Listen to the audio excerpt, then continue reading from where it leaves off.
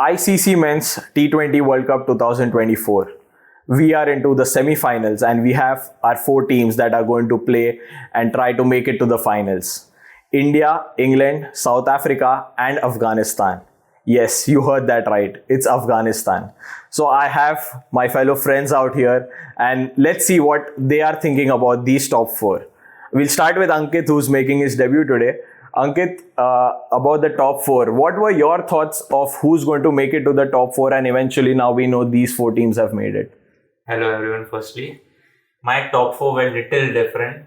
Not Afghanistan especially in my top 4. My top 4 were Australia, New Zealand and England and India. Okay. Afghanistan was not in the dictionary, but credit to them. They played really well throughout. I don't know how many people had Afghanistan in their top 4. Everyone had Afghanistan known as the underdogs, but definitely... Except Brain Lara.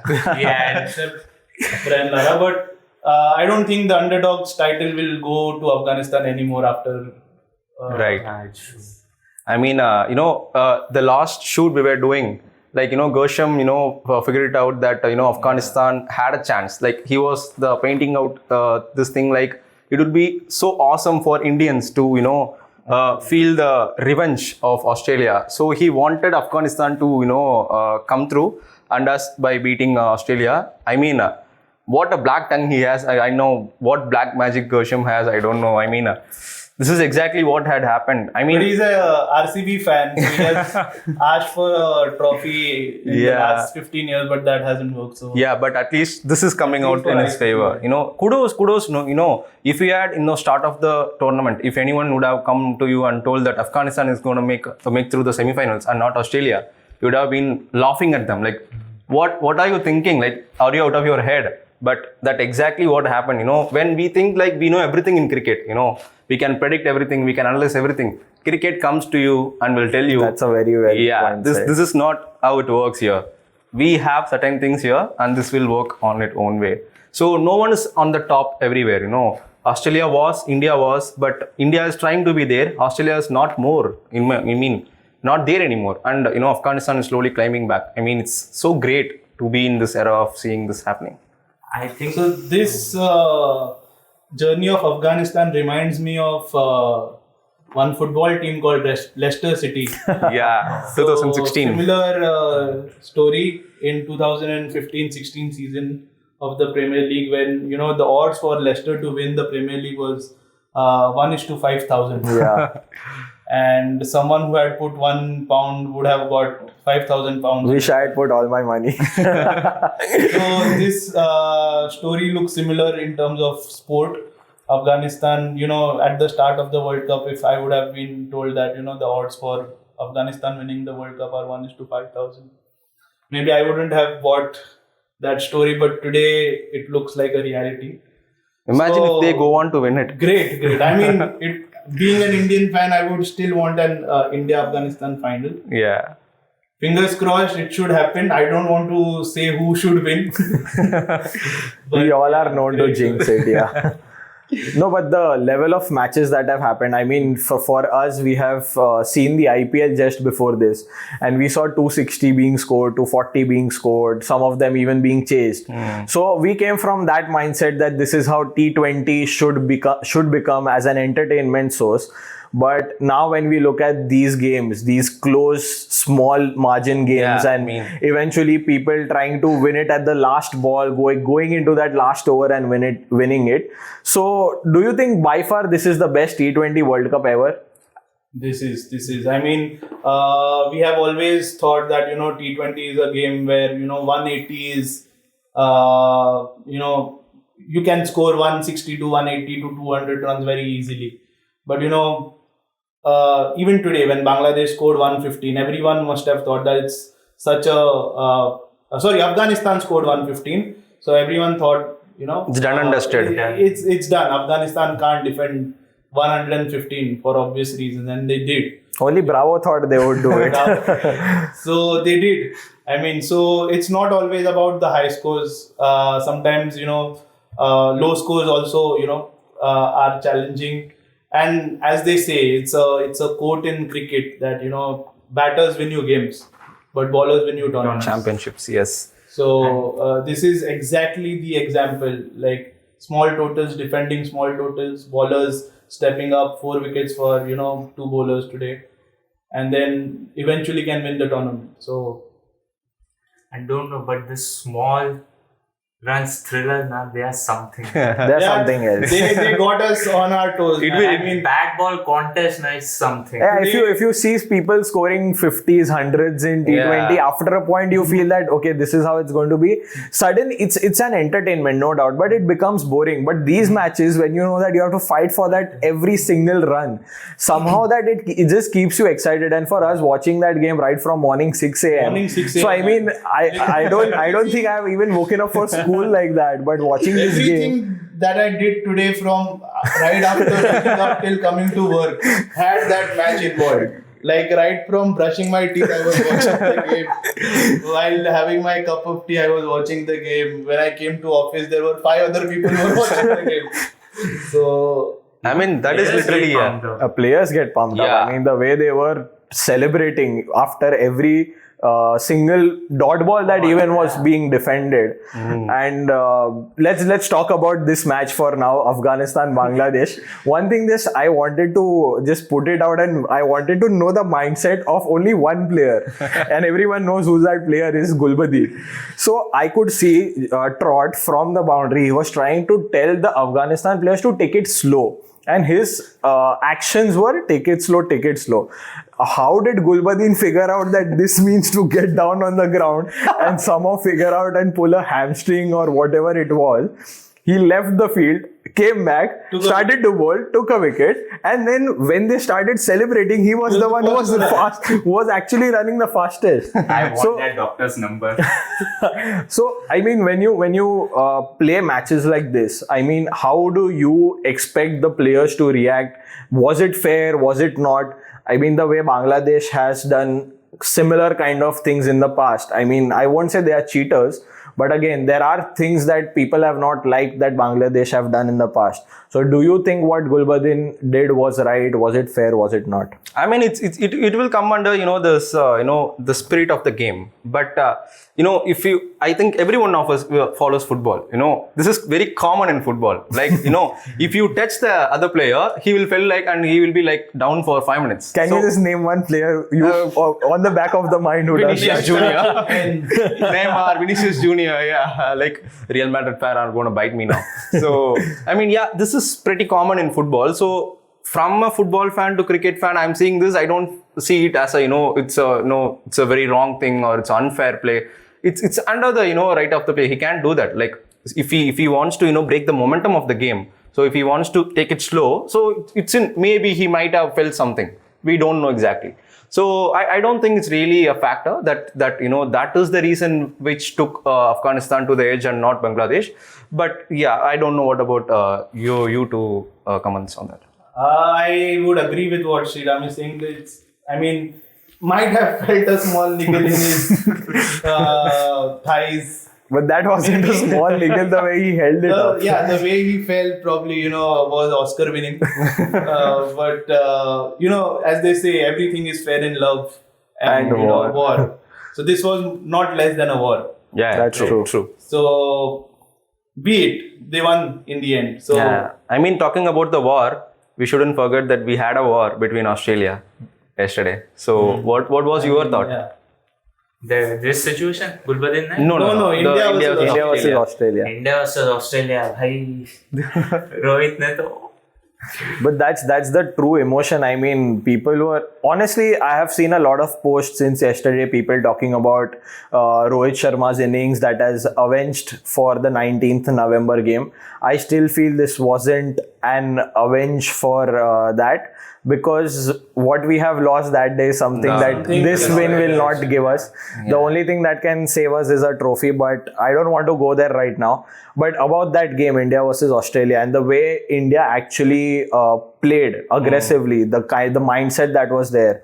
And there was a phase in the second innings where we thought that Marsh and Head were taking the game away. Yeah. So at what point did you think that the match just shifted in our favor? Akshar Patel's. Yep, true. For me, Maxwell wicket. The way Kuldeep took that wicket was... Because even Maxwell, for that matter, has He played... had, I think, botched Ravindra Jadeja in that Correct. over with those Yeah, three boundaries. just After which Jadeja did not even come to bowl for the next over. But yeah, like Maxwell's wicket plus, I think that screamer from Akshar was something out of the world, extraordinary. You had to break that partnership because I think it was a 90-run partnership, if I'm not wrong. But yeah, that broke the momentum. And then even Stoinis, Stoinis wicket. So in wickets at regular intervals actually got India into the game. I mean, I think there are 2 point of differences as far as India are concerned. One is the hitman, Rohit Sharma. If it not for him, I don't think we would have crossed 200 for sure. At one point when India was playing at the 10 over mark, I think out of the 100, it was more or less is what Rohit Sharma had scored. And the other point of difference I personally feel is the fielding. Throughout the tournament, India's fielding has been tremendous. And especially in this match where you needed the most, it was outstanding, right from to gully to, silly point and the crucial catch from Rohit head. The perfect scenario happened when he got out to head at that 19th November. So, many people, these cricket critics, commenting on Rohit's fitness, commenting on Rohit's batting performance throughout the tournament. He should be there, he should not be there, he should be captaining, he should not. He put an end to everything. Like every mouth is shut now. So, no one can comment on him or comment on his batting ever again. So, this is the guy, if we are playing in a gully cricket, we are at 92. Would we go for a 6 or would we go for a single? This is the, that is the captain's innings. He is not selfish. He wants the Indian team to win. That is his motive and he delivered it. My man, he is my captain. Salute. So do you mean there is another player who's selfish in the team? No, not really. Just wanted to clear it out the way you said it. So I just thought maybe we might have some Virat Kohli fans. I'm a Virat fan actually, but I'm not a hater or biased toward Rohit. I love them both, but I love Virat a bit more. So maybe if you would have said this before, everyone would have thought that you are Rohit Sharma. But now we know, let's go back 7 months. Why? I mean, we know the intent. If that catch was not taken on 19th of November, the intent that was shown yesterday was exactly the intent that was shown on 19th of November. Correct. Only difference was that Travis extraordinary catch that Travis had took. But if that catch was not taken, probably... How many of you had PTSD while Travis Head was batting at 70s? Everyone, I think everyone. Yeah, everyone. Exactly. I was like shivering. Oh my God. Head is again Come on, Bumrah. Actually, it's Bumrah that has actually won us the game like he's always done for us. Yeah. But now coming back to the first semi-final that we are going to have, South Africa versus Afghanistan. And the way South Africa has reached, I mean, if you look at all the wins that South Africa has won so far, there is not a single game where you can feel that they have convincingly won that game. It is all right down the wire throughout those crucial phases where they have able to put that momentum back to their side. And I think in some of them it is Markram who has taken those catches and towards the end they have just taken that momentum entirely. So what do you think? It's going to be South Africa again and remove that choker's tag, or is it Afghanistan making their way to the finals? I think South Africa have to wait another year for the trophy. It feels like it's Afghanistan writing the script, fabulous script. And one thing is good for the South Africa is that players are stepping up at the crucial times. Correct. Not choking it up. But I feel like their batting is still weakling. The bowlers have stood up in the tournament, but batting wise, I will say it's still time. I mean, if both the team, if you take the confidence into picture, Afghanistan's confidence, it will be on another world. Like they have literally, cancelled out Australia into the semi-finals. Correct. So I think, according to me, I won't write off Afghanistan. I think they have an edge and I think they will going to play the finals against India, hopefully. I honestly think that, with the tag that South Africa has, chokers, they might again, stick to that tag of choking again. They had almost choked yesterday. But one very important thing, I think, which we were discussing today morning, that, it is for the first time that South Africa might reach a World Cup final. And then it is for the first time Afghanistan might reach a World Cup final as well.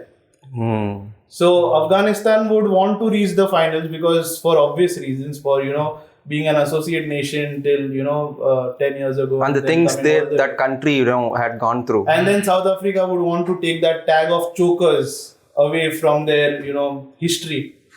So they would also want to be the finalists. So it would be a great semi-final, I think. So who do you pick? So honestly, for me, South Africa is a team that has, I feel, not peaked yet. Yes. The way they have won the games, as Ankit rightly said, that it doesn't feel that their batting unit has come to force. But when you look at it, Quinton de Kock is giving a good start. It is Hendricks that is actually not able to give him that support. But players, Markram, Klaasen, they are still able to just give that stand that can help them to get over the line. So I guess somewhere it feels that South Africa still have kept their best cricket for this stage of the game, this stage of the tournament. And Afghanistan, for that matter, I know they have won whatever they could. They have played their best cricket. But when it comes to this kind of pressure, I guess Afghanistan might lack that experience just because they haven't been able to play that kind of tournaments or those games before. South Africa might have that edge because I know they have choked when they have came to these kind of stages in all the tournaments so far. But I guess this is where they realize that the biggest teams that might become a danger for them are already out of the tournament. New Zealand is not there, Pakistan is not there, now Australia is not there. So I guess that is where South Africa might just think that for us it is very important to reach to the finals, and I guess that is when they just have to go and play out the way they want to, and that is where South Africa is actually more fearless. So I still feel that for this first semi-final, South Africa might have that edge over Afghanistan. And also looking at the venue, I think Trinidad, the highest score that has been scored at this ground so far is 149. And when it comes to chases, I guess 101 was the highest score. I guess Afghanistan was the team that has scored and chased that total down of 97, 98. So when you look at all those stats, the average of this ground, South Africa with their bowling lineup, with their batting unit, I still feel South Africa has a better chance to win it. Momentum is one thing that no one can deny. And Afghanistan has huge momentum. So similarly, the momentum is with South Africa. And the momentum with South Africa is not just about winning the game, but winning the game from such a situation where they would have lost it. And for Afghanistan, they had 2 losses in between and then they again had to win 2 games. For South Africa, it is right from the beginning. South Africa hasn't won a single game till now? Have they lost? No, they haven't lost a single game. So they have won all their games, and all the games right from the first game is from a crunch situation where they could have lost it. So I think that momentum is much more with South Africa. Exactly, against Nepal by 1 run. I mean, I'm with Ankit in this because, going into the match, the pressure South Africa will have is more than compared to, Afghanistan, because they have nothing to lose. Correct. They are into the semi-finals, which no one believed they would be, because some people would have predicted South Africa will be there. So I think it will be, the pressure will be more on South Africa, which might, make them a bit, scatter here and there, and which will, help Afghanistan to sneak in. But, everything said and done, South Africa is a great team on the paper. So let's wait and watch. So final pick. Afghanistan.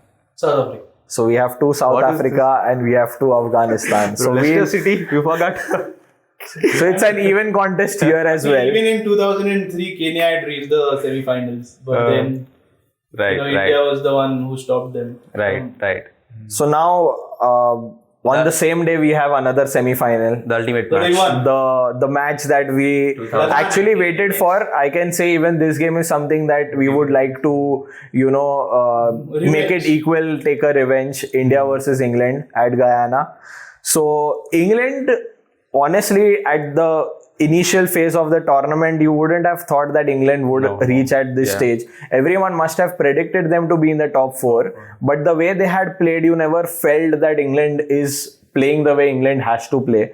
The kind of cricket that they have played, be it in Test cricket, be it in ODI, I think that is what they had to replicate in T20, which they are not able to do. But still, they have managed to make it to the semi-finals. And now we have India that is playing against England. So what are your thoughts on that? I mean, England have already started their banter game by posting a post about we know what happened last time we faced in the semi-final India. So yeah, obviously they beat us. So 2022 World Cup, we all know, like they beat by 10 wickets. So yeah, that is also another PTSD we have.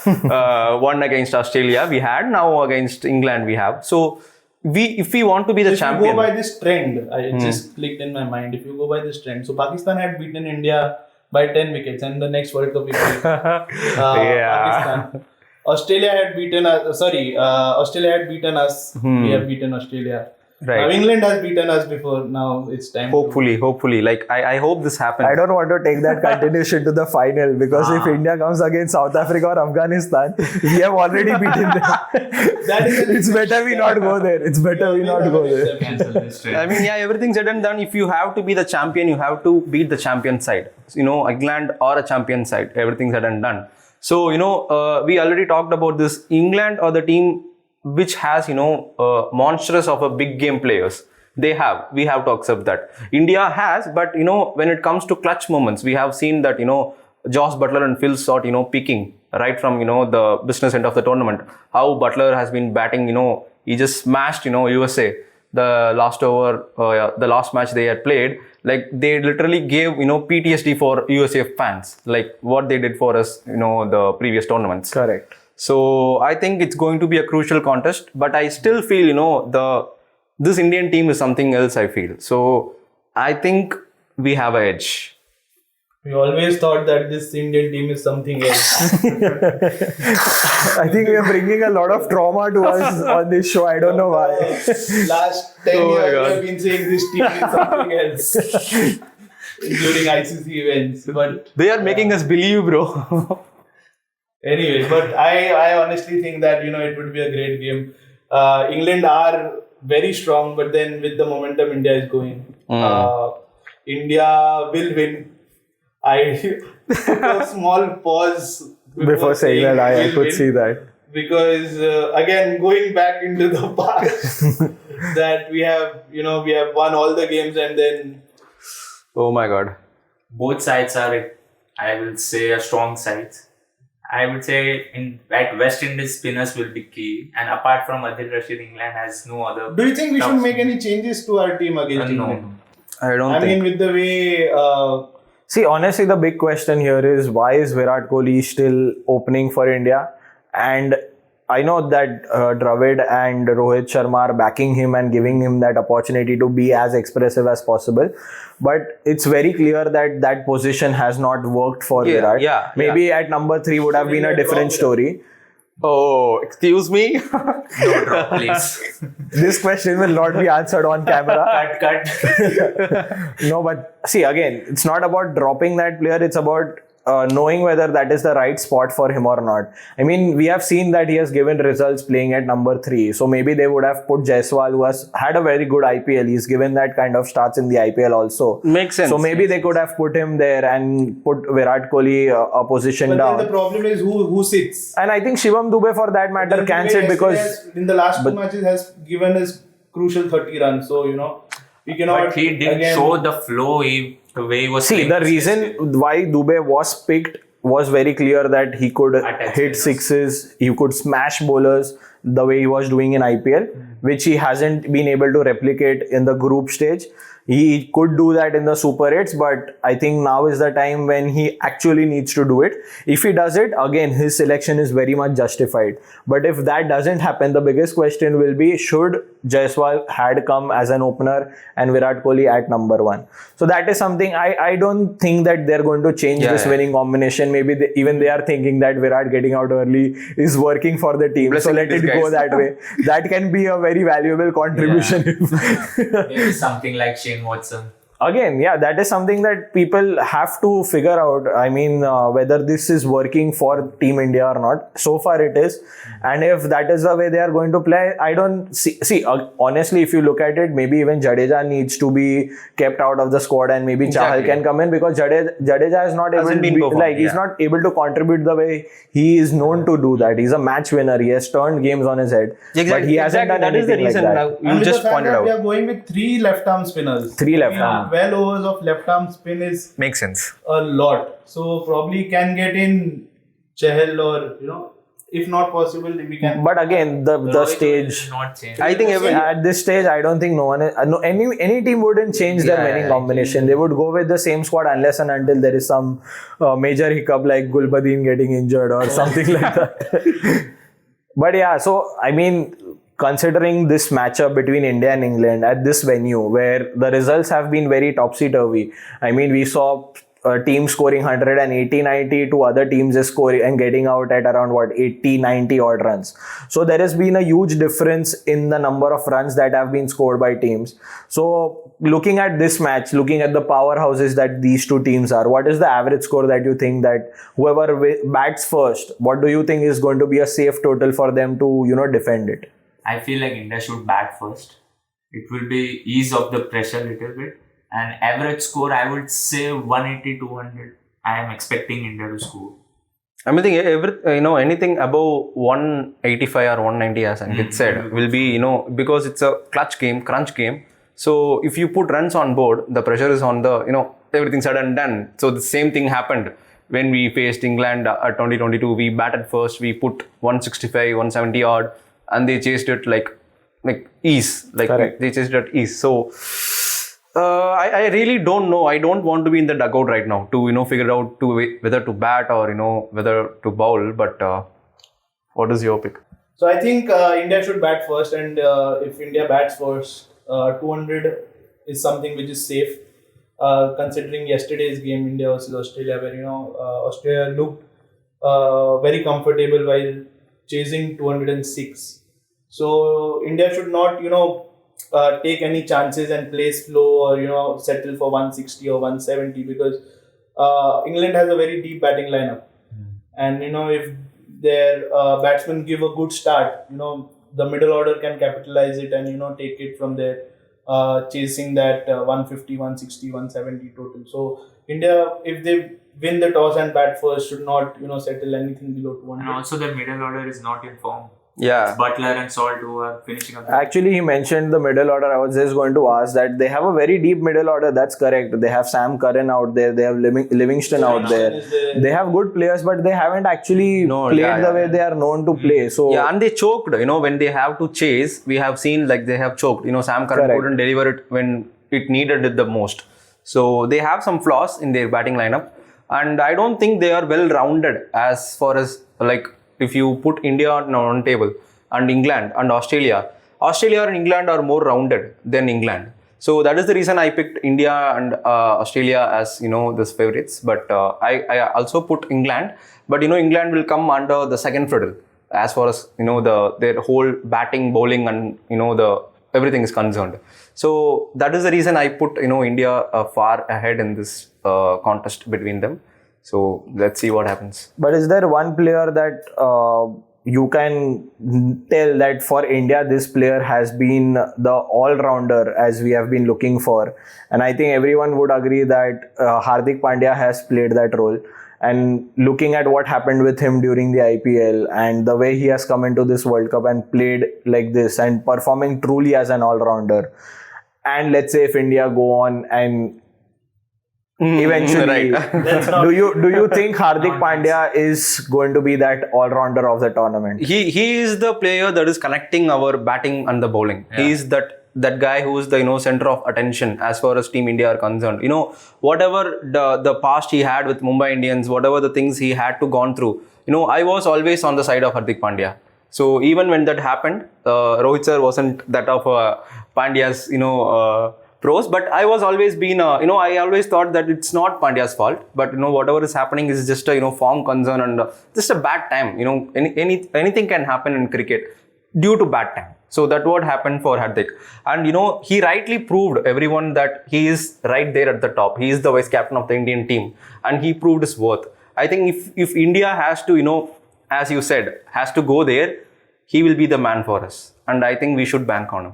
And he already played some crucial knocks. Exactly. Yeah, 50 yes, something played, in 2020. And giving us the Game crucial versus wickets Bangladesh, also. You know, probably he was the main difference versus Bangladesh. So also yesterday he bowled well, pretty well. You know, Travis Head when he was looking very attacking. Yeah, rightfully he he chipped in and good 25 of the the phase when Dubey was struggling Correct. to hit the ball. So very, very interesting games lined up, and I'm sure we are going to have a very big Very Thursday, exciting 4 days. very big Thursday coming up actually Not from. heartbreaking, though. So everyone is going for India win. Yeah, obviously. You want to say it loud? We don't loud? want to say We don't want to say it. We don't want to I'm saying actually. it loudly, India win. Right. No prediction right now for India game. So it's definitely going to be a very big Thursday for all the Indians out there. The first match 6 a.m. South Africa versus Afghanistan, and then heading to the biggest match India versus England, the second semi-final. We get to know who are the two teams that eventually make their way into the finals of the ICC Men's T20 World Cup 2024. Stay tuned. We'll be back for the episode of the finals where we'll talk about the entire journey of this T20 World Cup, and we'll talk about both the teams that have entered into the finals. Thank you. Stay tuned.